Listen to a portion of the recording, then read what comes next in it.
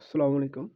আজকের নৈবেদিকটা দেখো, ৬০ ও ৮০ এর দুইটি সংখ্যার মধ্যবর্তী বৃহত্তম ও ক্ষুদ্রতম মৌলিক সংখ্যার পার্থক্য কত? তার মানে ৬০ এর চেয়ে বড় এবং ৮০ এর চেয়ে ছোট এর মধ্যে যে মৌলিক সংখ্যাগুলো রয়েছে তার মধ্যে সর্বোচ্চ এবং সর্বনিম্নের বিয়োগটা আমাদের বের করতে বলতেছে। অপশন এখানে দেওয়া আছে ৩২, ১৪, ১৬, ১৮।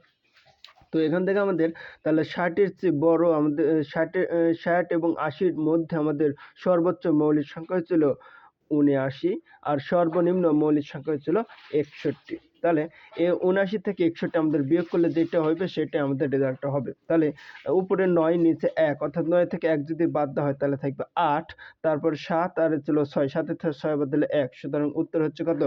১৮। তাহলে পার্থক্য হচ্ছে ১৮।